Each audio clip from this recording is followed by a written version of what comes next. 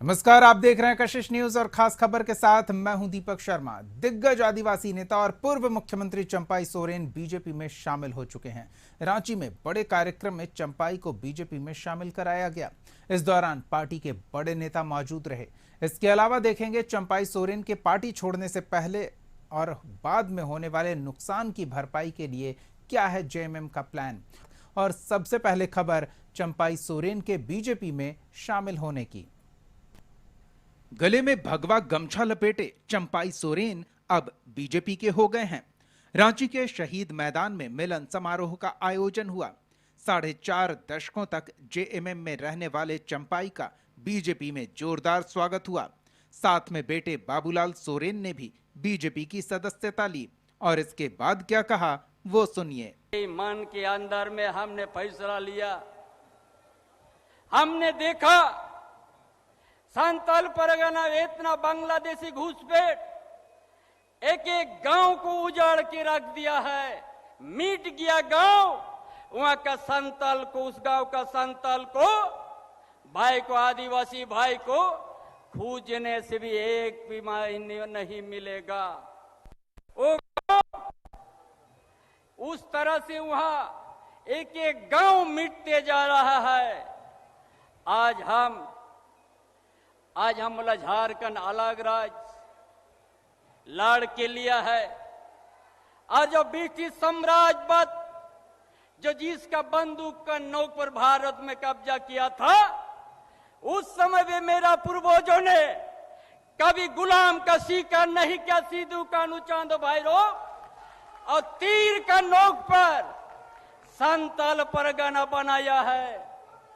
आज उस संताल परगना हमारा पूर्वजों ने भागवा पहन के रहते थे, लेकिन उस जमीन को पहचान लिया था, मां बहन का इज्जत को पहचान लिया था।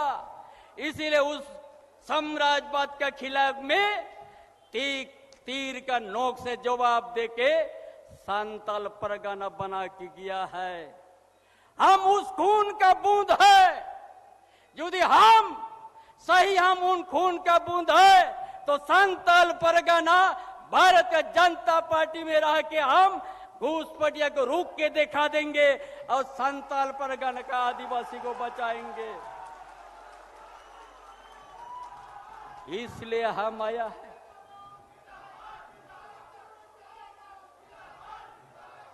हम शुरू से संघर्षशील व्यक्ति हूं। हम अन्याय के खिलाफ में लड़ाई हर पहले से किया है। मजदूर आंदोलन हमने चंपाई को बीजेपी में शामिल कराने के लिए शिवराज सिंह चौहान, हेमंता बिस्वा शर्मा, लक्ष्मीकांत वाजपेयी जैसे नेता रांची पहुंचे।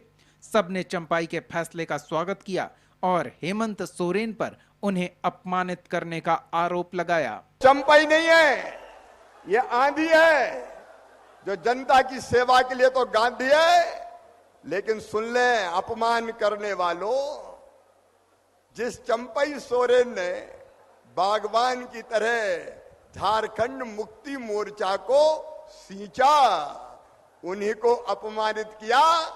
एक परिवार की पार्टी ने, अब झारखंड मुक्ति मोर्चा सबका नहीं रहा, अब तो पति और पत्नी की पार्टी बन गई है, जहां कार्यकर्ताओं की कोई कदर नहीं है।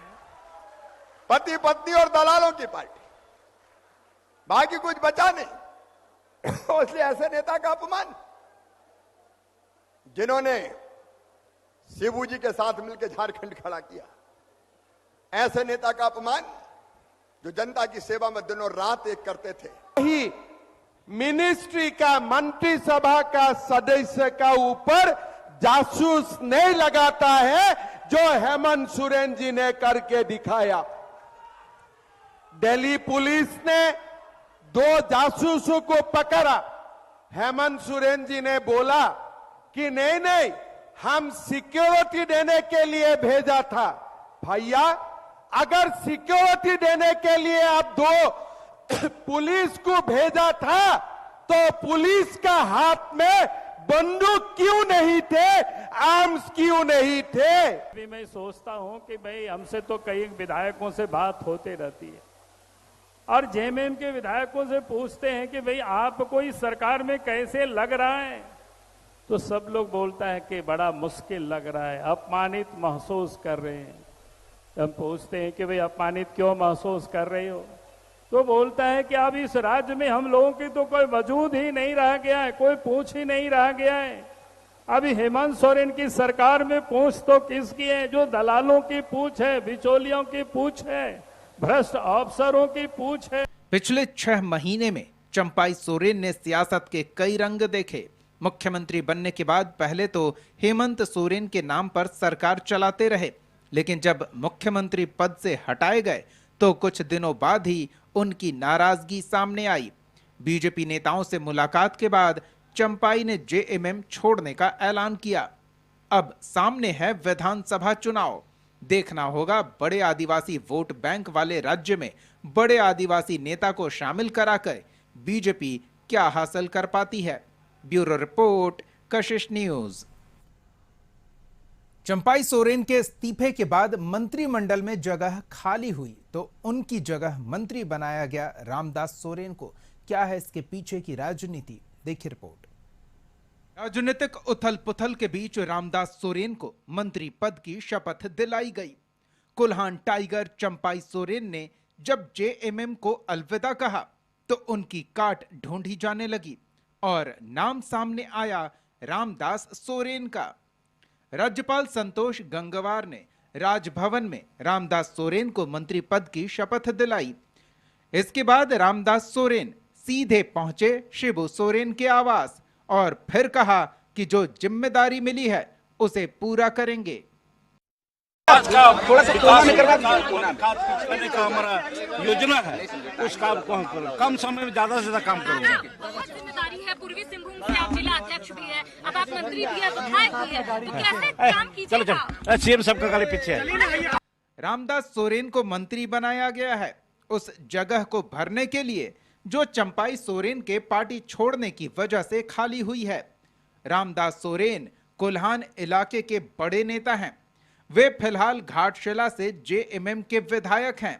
इसके जरिए कोशिश है आदिवासी वोटरों को यह दिखाने की कि पार्टी में सब कुछ ठीक ठाक है, साथ ही बगावत को थामने की कोशिश भी है।